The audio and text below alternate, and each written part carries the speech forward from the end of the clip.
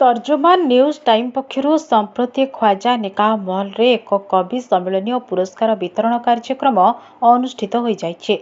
तर्जुमान online नातिया प्रतियोगिता रे अंशग्रहण करी कृतित्व अर्जन करिथिबा छात्र छात्री को मध्य पुरस्कार वितरण करा जाइछे।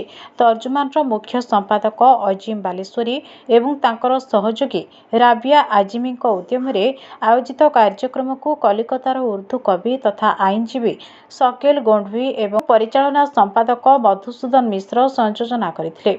मुख्य अतिथि भावे कटक भाईचारा चैनल संपादक अब्दुल मल्लिक जोग देइथिले।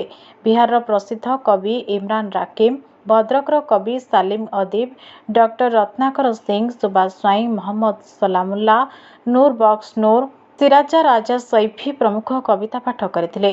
सम्मानित अतिथि भावे हाजी मोइनुल इस्लाम, हाजी कमाल जाफर, हाजी जमाल, शेख सादिक प्रमुख सम्मानित वक्ता भावे जोगदे तर्जुमान न्यूज टाइम पक्षरु आयोजित कार्यक्रम को प्रशंसा करथिले।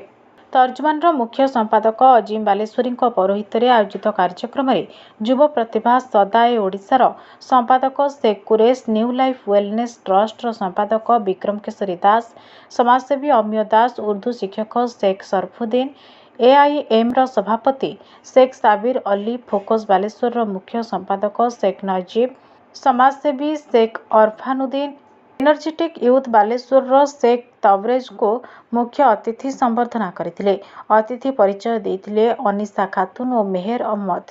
कार्यक्रम में तौसीफ आलम, मुस्लिम खान, आसिया बीबी, शेख राजू, खुशबू अहमद, फरहद अहमद, पलक अहमद प्रमुख सहयोग करथिले। माजरत के साथ उन्हें इस्तेमाल करते हुए जोरदार तालियों के साथ उनको इस्तेमाल करेंगे। मंच पे तशरीफ लाएं।